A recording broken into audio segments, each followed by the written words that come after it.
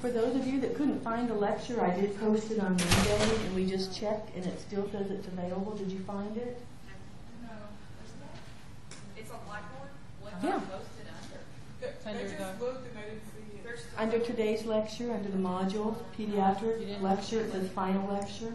I looked last night, it wasn't there. It's not there right now. It's not there now? Okay. Well, I don't know. Let me try to Do it again. Okay. I'm sorry that it wasn't up for you to see. I swear I put it up on Monday. How many PD students do I have here? Just a few? The rest of you are adults? Okay. 1, 2, 3, Okay. 5 of them. So feel free to jump in any time. Some pediatric exam pearls. Remember that children are not little adults. I don't know how many times I have heard that from adult practitioners. They're not. They're very different. And I think it's really unique that we're working at opposite ends of the lifespan today, because there's so many similarities between the pediatric age group and the geriatric age group. Remember that observation is key when you're working with kids. You can do over 60% of the exam just by looking. When the child's in the office, when they're sitting on their parent's lap or whatever, you can do most of it just by looking at them. Always be sure that you observe the parent-child interaction. Establish rapport with the child, with the toddler. Remember, it's okay to play with them. You're going to find out a lot of things as you play. Things you can do, you can have them blow out your pen light or your otoscope. You can, if you have a fearful child, you can demonstrate the exam on a toy, on their stuffed animal, even on their parent. Explain in child's terms what's going to happen. Remember to be honest with them, firm, unapologetic, gently expeditious. Use polite directions. And don't give them choices if there really aren't any. Like, don't say, do you want me to examine your ears now? What are they going to say? No. Say, I'm going to look at your ears now. Oops. Oh, fiddle. Okay. This is a review of growth and development. For communication, remember that infants develop stranger anxiety around 6 to 7 months of age.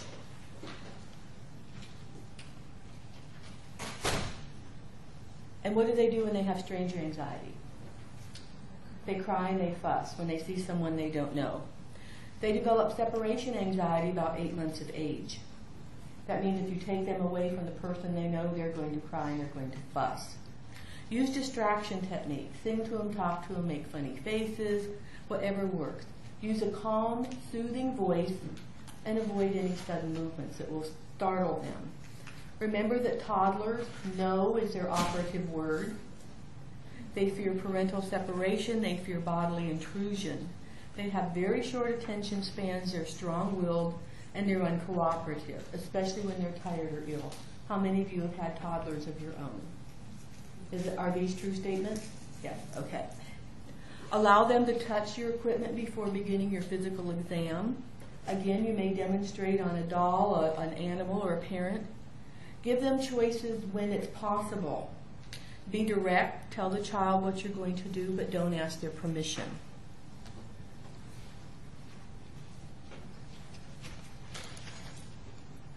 Preschoolers are magical thinkers. Magical thinking means that if you think something has happened, you caused it. You're the center of your world.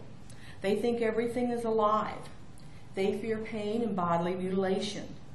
Allow them to be involved in the exam.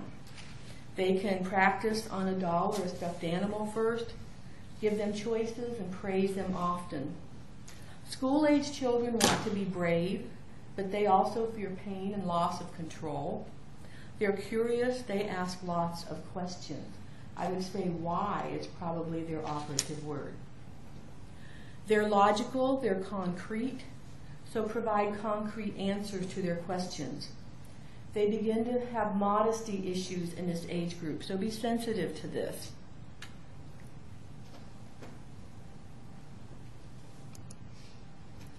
Adolescents try to fit in and be normal. They worry about their physical appearance and how they compare with their peers. They try to be independent. They fear loss of control. Privacy is very important to them. So keep their body parts covered when you're not examining. Have the parent wait outside the room if the child desires. And it's probably a good idea to have some private time with the adolescents at some point in the exam. Explain each step of the exam. Let them ask questions. Be non-judgmental. Talk professionally but casually. This is the time to teach them about their bodies and what's normal and what isn't normal. Teach them self-exam methods. Ask them about drug and alcohol use and their sexual activity. Anticipatory guidance is very important. We talk about that a lot in pediatrics. You want to prepare the parents for the child's next stage of development. So this is going to include feeding, the amount of formula they should be getting, how often they should be fed. Breastfeeding moms, especially first-time moms, may need a lot of support. Food progression. When do you add solids to an infant diet? The American Academy of Pediatrics states about 6 months. Experienced moms and experienced pediatric nurses say when their crying really gets on your nerves, you can add some rice cereal when they're about 3 or 4 weeks of age. Has anyone done that? No? It works. It helps them sleep. Tell them things like, don't thicken your formula unless there's a physical reason to do that. A lot of mothers will just put their rice cereal in their formula and prop the bottle. Those are things you want to teach them not to do. Flathead and tummy time. When we started the Back to Sleep program years and years ago, the parents that complied took it literally, so we were seeing all these babies with these flat occipits because they always kept them on their back. But babies need tummy time so they can strengthen their arms and their shoulders and learn to roll over, and it helps their head from being so squashed. Co-sleeping. A lot of moms sleep with their babies in the bed with them. Is this a good idea or not? Okay. Generally not a safety issue. Mom can forget and roll over on them. Babies have been killed that way. And both of them rest better if they're in their separate bed.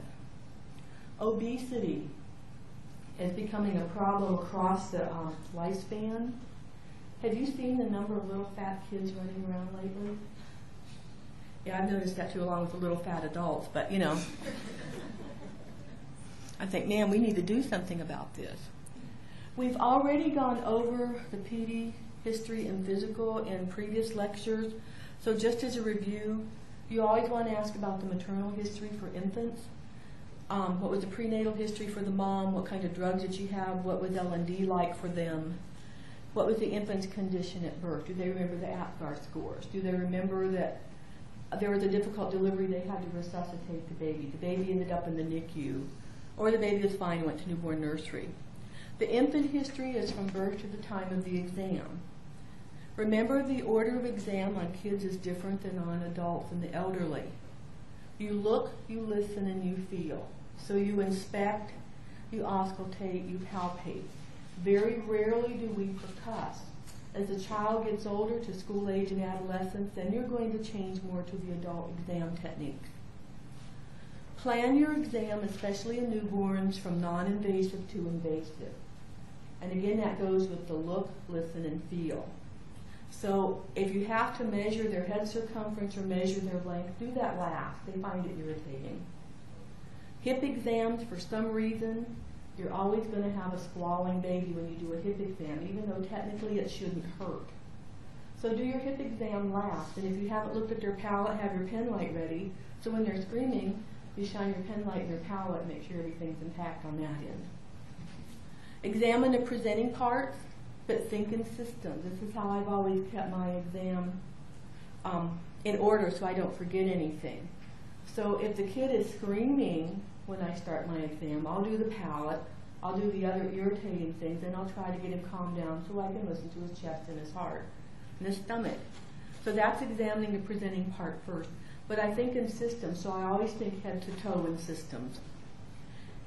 Infants and toddlers may be examined in the parent's lap, but it's best to undress the infant for the best exam. Don't do what someone did to my friend's child. They undressed the newborn in her hospital room, set the bed in front of the air conditioning duct, and we ended up with a hypothermic baby with hypoglycemia. So, do be cognizant of where you're examining the infant. Keep them warm. And I've already said save the irritating parts of the exam for last. Inspect, observe for any obvious physical defects, congenital abnormalities, or any cardiorespiratory distress. These are going to be pretty evident as you look at the baby. You want to know gestational age. You want to look if they're immature, post-mature, or dysmature.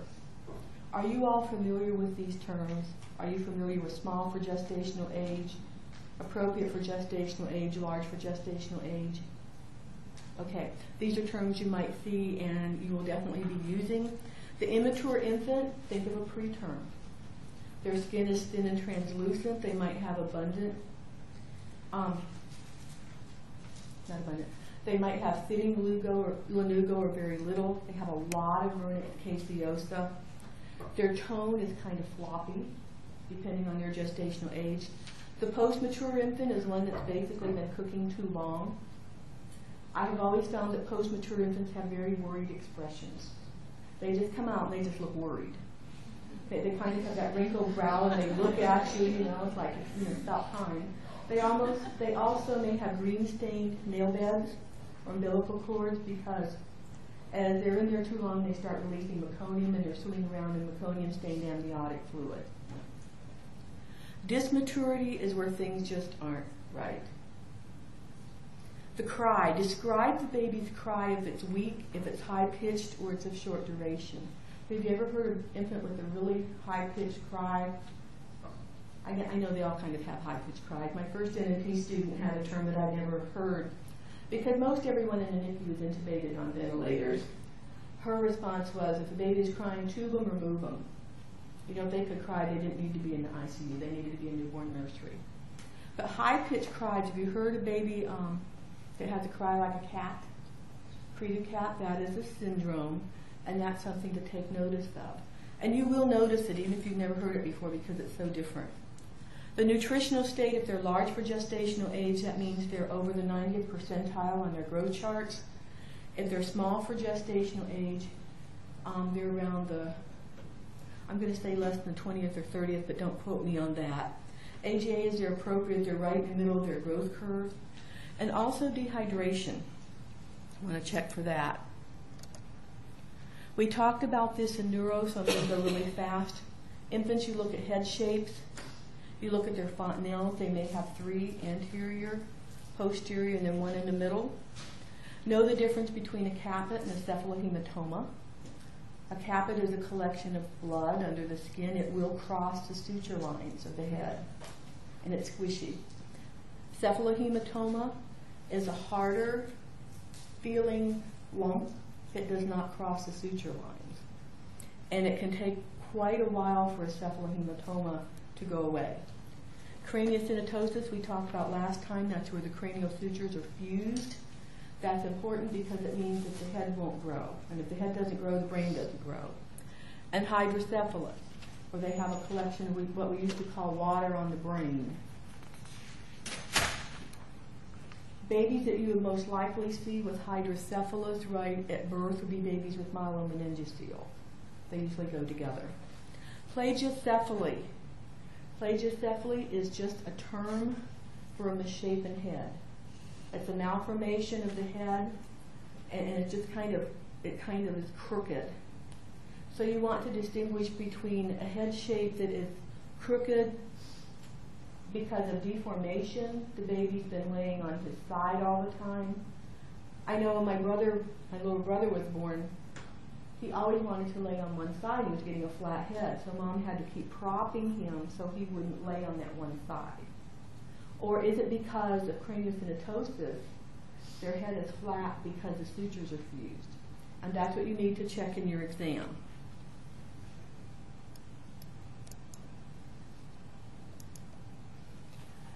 Eyes, I think we've covered this in other places.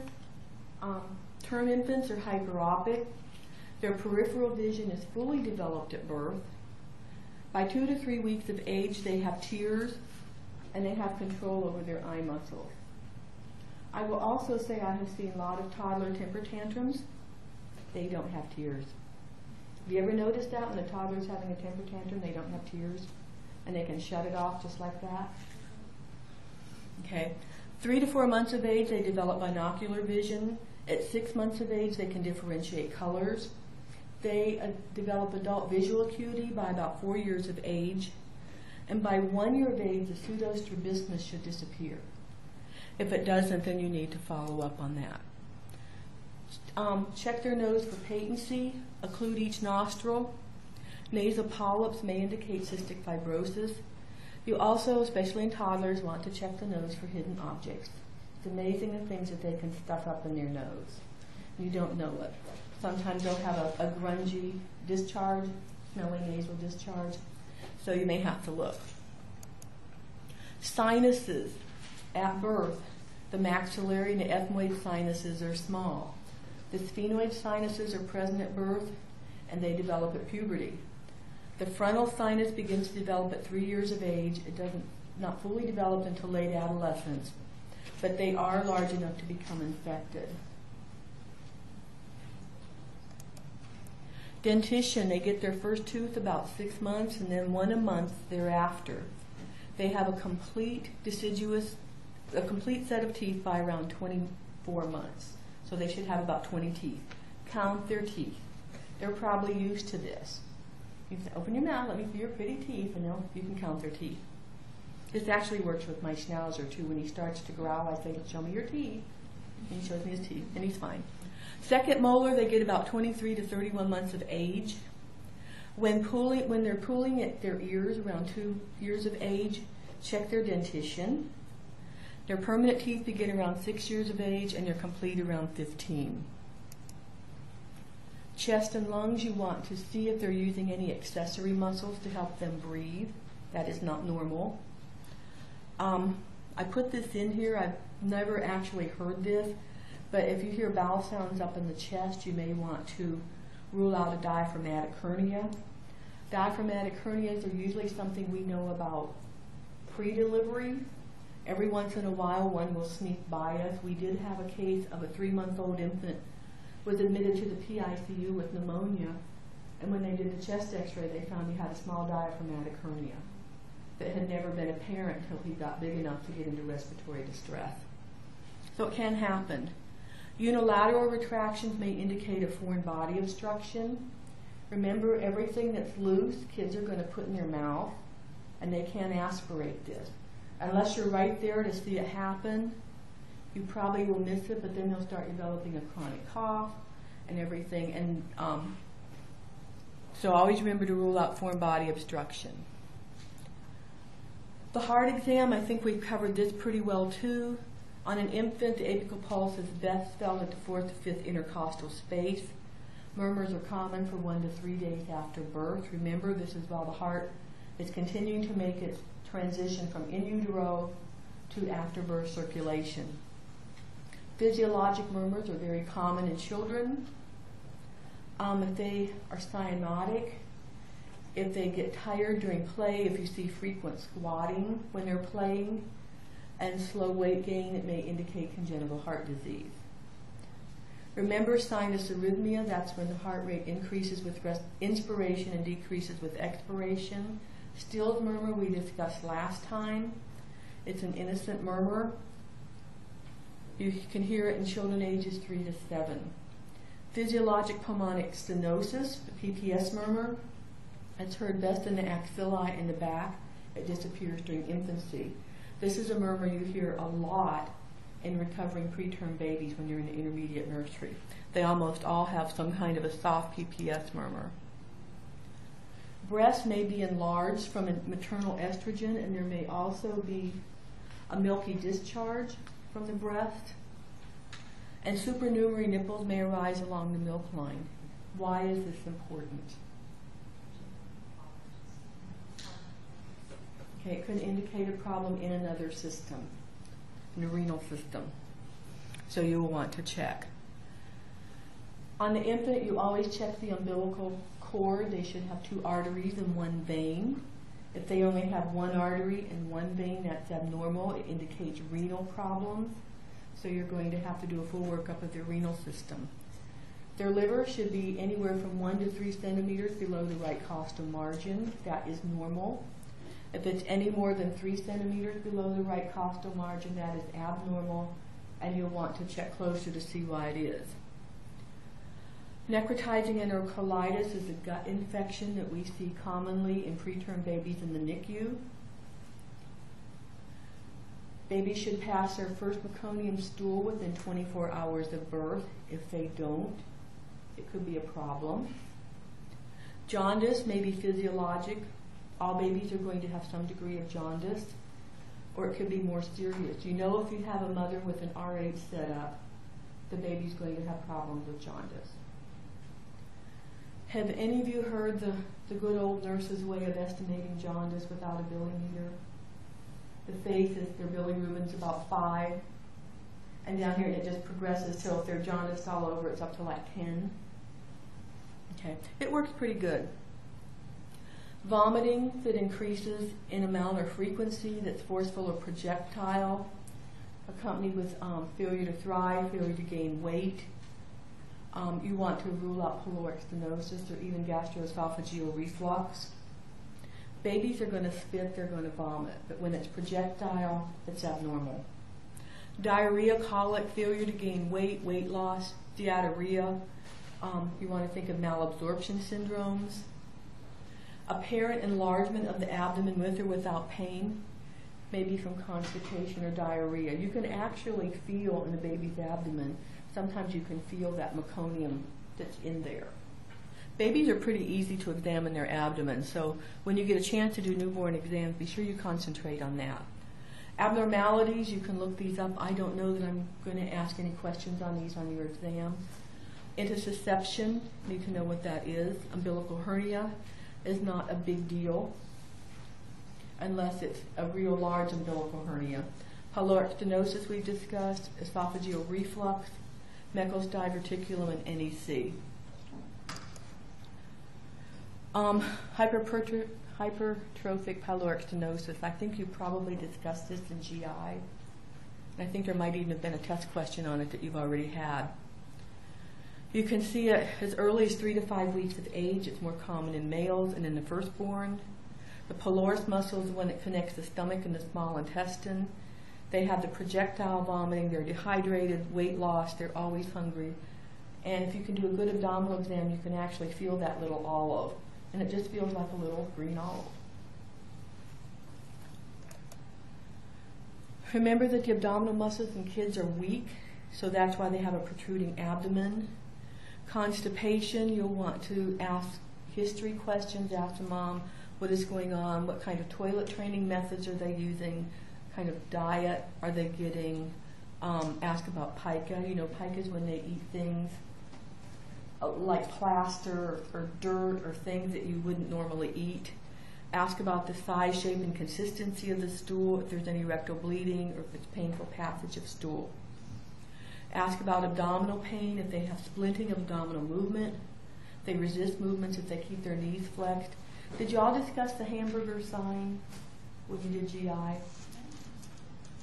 One of my acute care PD students worked in the ER, and she taught me about this. I've never heard of it, but she said when you're evaluating a kid with abdominal pain, the hamburger sign is if you ask them if they'd like to have a hamburger and they say yes, their abdominal pain isn't that big a deal. But if they don't want a hamburger, then there's something serious going on. Abnormalities that you'll need to know about are Wilms tumor, Hirschsprung's, diaphragmatic hernias. Again, I doubt, unless you're working in newborn nursery or NICU, I doubt you're going to see very many diaphragmatic hernias.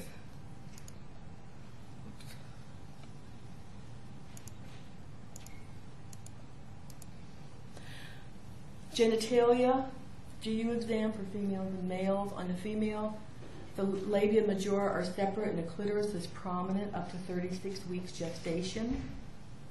The newborn's genitalia may appear swollen with prominent labia minora, especially in breech deliveries.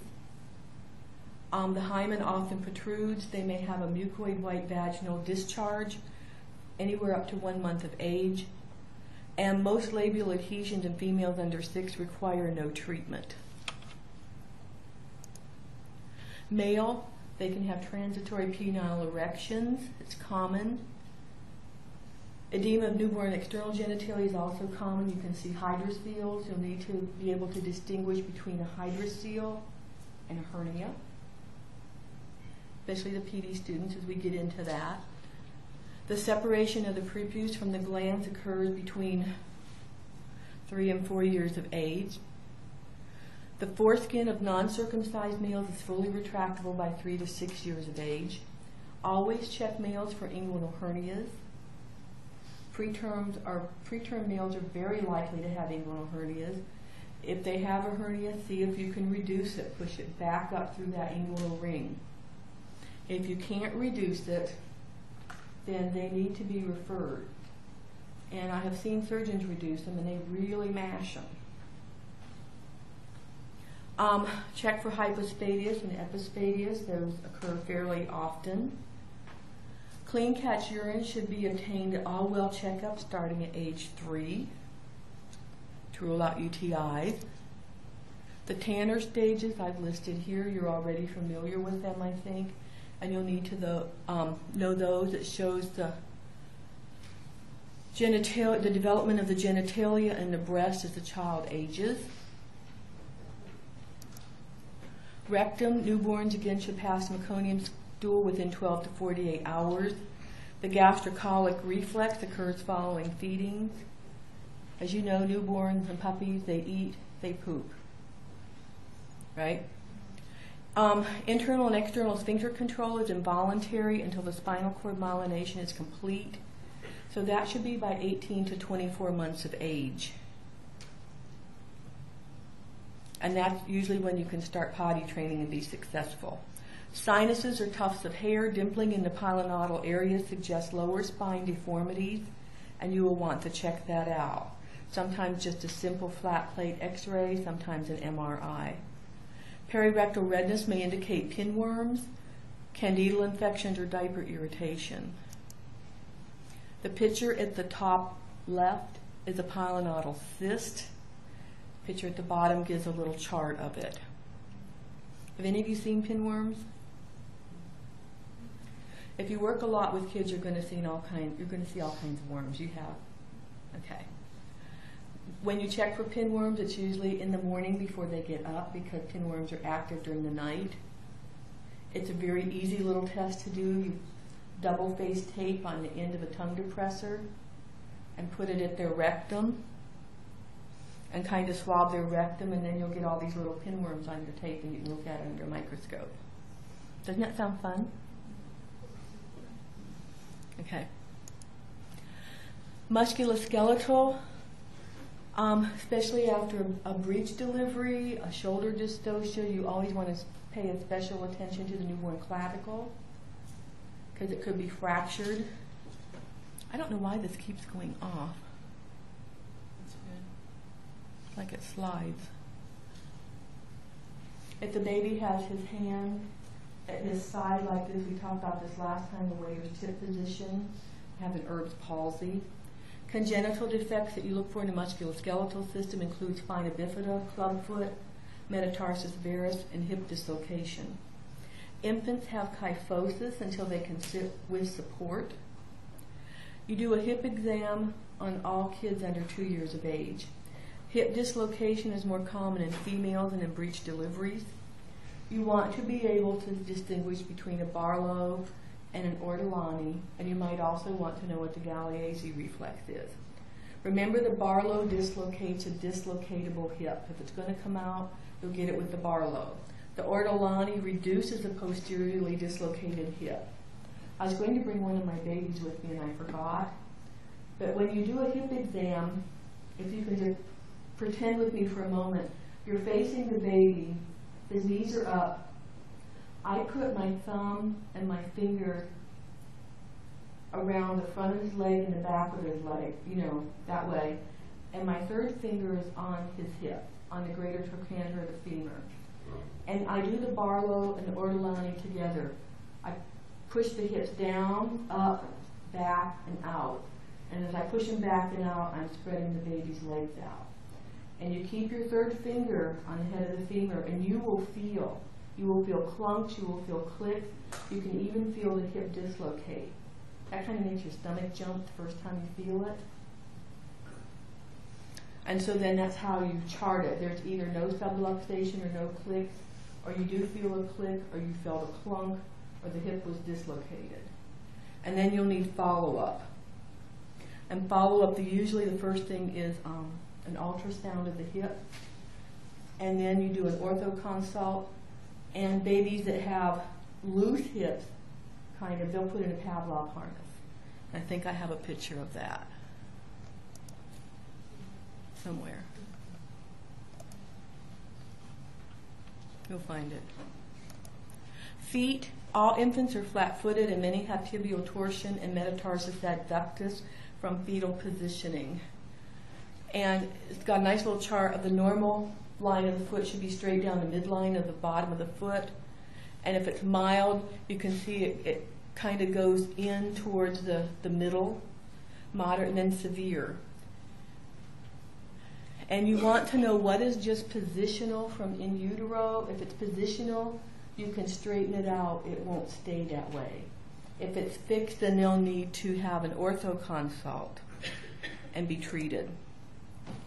Developmental dysplasia of the hip, here it is, shows them doing an ultrasound of the hip there at the far right, and then picture the Barlow and the Ortolani test, and a Pavlov harness.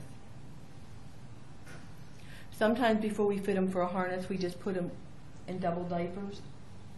So the double diapers, they want to keep their legs out this way to the side. Nursemaid's elbow, have you all heard of this? Probably had it earlier. It's the most common orthopedic injury in children under 2 years of age. It affects girls more than boys. The left arm is more frequently injured because the parents are right-handed, so if they're walking with their child, they're holding their left hand. You also see this in airport baggage handlers. The cause is you swing the child by the arms or pulling a child's arms while in a hurry. I think that's something I learned as a very young pediatric nurse, and it always bugged me to see parents pick up their kid by their arms and swing them around, which looks like lots of fun until you dislocate something. So we always try to teach parents, if you're going to swing your child around, pick them up under the armpit. Then you have a good hold on them, then swing them around. I will say we probably weren't very successful. This is a good slide of a nursemaid's elbow. It shows you exactly what's going on with the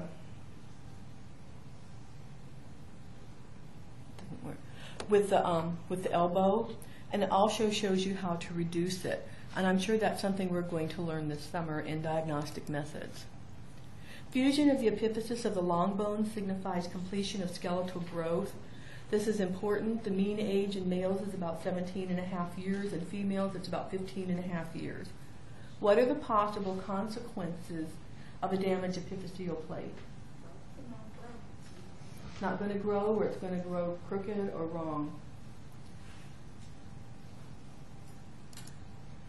Neurological, we've already covered this. By 2 months of age, infants should appear alert, quiet, and content. They should recognize significant others.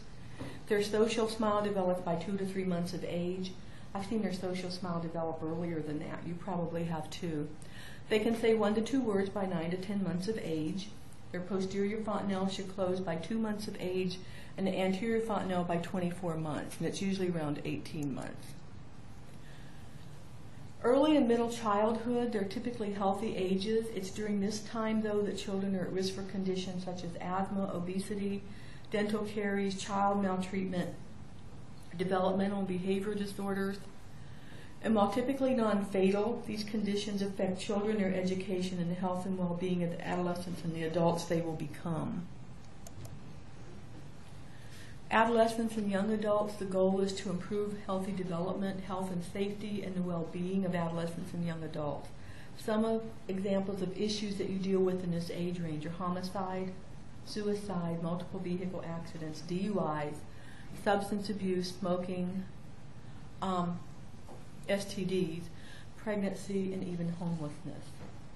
You have the runaways and things that we deal with here.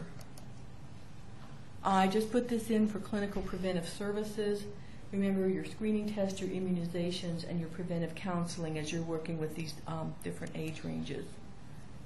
Any questions before we start sports physical? I will say one thing here. If you see a child over and over again that's always got some kind of physical problems, the mother is always bringing in the child. Have you heard of the syndrome Munchausen by proxy? Seen quite a number of cases of that. That's where the child isn't sick, but the mother is making the child sick to get attention. This mother has a psych problem, and she needs to be treated. But when you start seeing this pattern, there's always something major wrong with the kid, and you start getting suspicious. What is going on here? And we have seen several cases of Munchausen by proxy over the years. So just kind of keep that way in the back of your head in case something just doesn't add up. Why do I continually see this kid? Now it's different if you have a kid with cystic fibrosis or one with hemophilia. You know you're going to see those consistently because they have a major disease, and the kid with hemophilia, anytime he plays and gets a bump, he's going to bleed. So he's going to go to the hospital to get treated. The kid with cystic fibrosis is going to end up in the hospital a lot anytime they have a respiratory infection. So that's different than the child whose mother is making him sick to get attention. Sports physicals. We're going to be doing that today still, I think. I have a question. Uh-huh. On the Hannah staging and what are the development? On the what? Hannah staging. Uh-huh. Like with I know one thing that I read from the book and development initially was about puberty in young adults Mm-hmm. and the things that you need to watch after their BMIs and early onset puberty. Could you shed a little bit more light on that? I didn't understand your question. So for girls grade 2, 3 and above, Uh-huh. that something about them having a higher BMI will lead to early onset puberty. Yeah. They impact the BMI on puberty development, or early Okay. puberty development. I don't know. I have to go back and look at that. I didn't read that. So, But I didn't understand it, and okay. Well, let me look at it and get with you later, and I can put something on the discussion board. Okay? Sorry about that.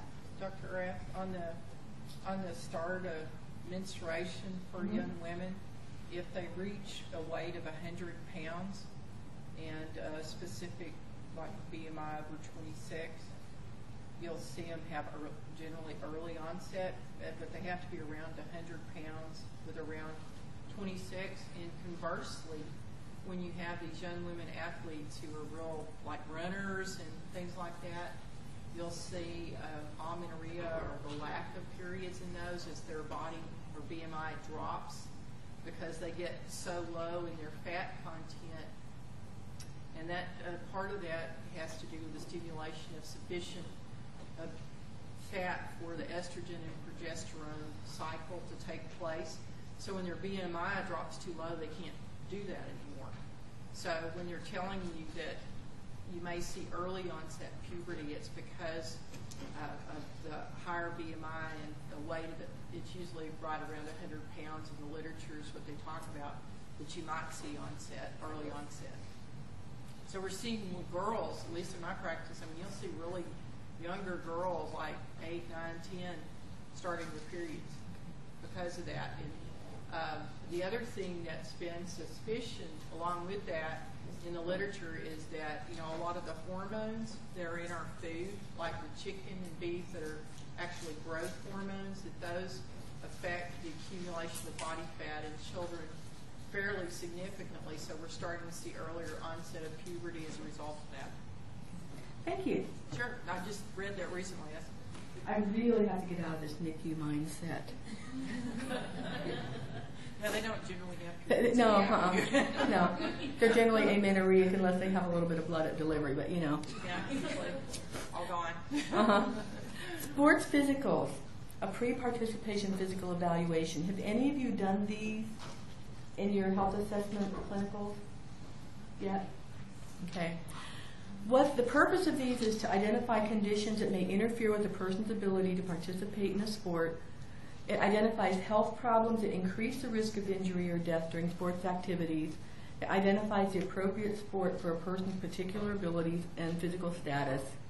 And the goal is to ensure safe participation in an appropriate physical activity and not to restrict participation unnecessarily. And I took all of these slides directly out of your book so you can follow along. The timing, they should be completed well enough in advance that any identified problems can be fixed, either by rehab or therapy, before participation begins. So approximately 6 weeks prior to the start of the sports activity should be an appropriate time frame. Remember, these should not be based on a prior visit for an episodic problem or primary care. If the kid came in to see you a couple months before and they say, oh, we need this, can you just fill this out because you just saw them a couple months ago, you're supposed to say no.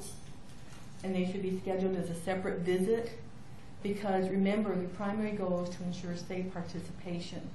So things could have changed since the time you saw them last. And when you're doing a sports physical, you're looking at things differently than you are doing an episodic exam, if they came in for an earache or whatever. Remember that the majority of problems affecting athletes are detected by history alone. That's why history-taking skills are so important, and we all have to know how to take a good history. The proven benefits of pre-participation sports exams is recognition of athletes at risk for later ortho injuries. You can identify recent or poorly rehabbed injuries that can be exacerbated with sports participation. Conditions leading to conditions that cause death on the playing field are rarely associated with positive physical findings, but they can be associated with symptoms revealed in medical and family history during PPE. I don't know about you, but when the sports season starts, like in August and all the kids are out practicing for football and stuff, that's when you start seeing all these reports about sudden cardiac death, even on the basketball court. And you think, how come they didn't catch them? Because it's always not apparent on a physical exam, but you can get clues through the history. Sudden cardiac death on the playing field is the greatest number of deaths in young athletes. Other deaths in young athletes are caused by blunt trauma, drug abuse, asthma, heat stroke, and drowning. Remember, it's important to get a health history from the adolescents as well as from their parents. And there's history and symptom questionnaire in your book that can be good to use. This is out of page 751. The little boxes, like we keep saying, the little boxes have a lot of good information in your textbook. You want to ask them if there's any illnesses or injuries since their last visit, if they've had any hospitalizations or surgeries. Is there a current viral illness, for example, mono or sickle cell trait? And what do we want to know about mono? Can they participate in sports if they have mono? If they are febrile, the answer is no. And if it's been 3 weeks since they've had mono, they can play after 3 weeks. If they are no longer symptomatic, if they have no splenomegaly. If there's fever at the time of the exam, that's an absolute contraindication. If they play anyway with mono, they're at a great risk for developing a viral myocarditis. Sickle cell trait, it's very important that these kids have adequate hydration. They get dehydrated very easily. If they have any history of heat, illness, or muscle cramps, you need to know all the meds that they're using, including steroids, nutritional supplements, or performance-enhancing drugs. Do they need any special equipment or protective devices when they participate in sports? What kind of allergies do they have? And this is more than just drug allergies. It includes food, it includes insect bites, exercise-provoked allergies, especially if they're associated with anaphylaxis or respiratory compromise. What is their immunization status? And this includes Hep B, varicella, meningococcal, and pertussis. Are they a child that only has a single organ? They only have one kidney. They only have one lung. Or they're missing a lobe of a lung. And you want to know their height, their weight, and their BMI. The recommended components of the exam that you're going to do And you already know how to do these, so I'm not going to go into them, but cardiac, respiratory, neuro, vision, ortho, GU, and psychosocial, the ones you want to concentrate on. And just some miscellaneous questions for you to fool around with. What is the female athlete triad? Describe and demonstrate the 14-step screening ortho exam. A lot of you did this during your midterm check-off. Did a very nice job. What's the drawer sign? When would you see it? What is atlantoaxial instability? What type of patient is this seen in? What 3 symptoms warrant immediate neuroconsult and intervention? When you make a recommendation for sports participation, is it legally binding? Are they going to come back and sue you? Good question. What are the 2 absolute contraindications to sports participation? And is it permissible to suggest that an athlete play through an injury or problem? I wrote these down because I thought this would make really nice test questions. So you may see 1 or 2 of these on the test. Use your textbooks, some old lecture notes. There's pediatric resources on here for you. I don't know how many kids you'll be seeing in your family practice, but you'll be seeing some, so have fun with them. I think kids are pretty neat. And that's all I have. Okay, you give it back to Dr. Peterson.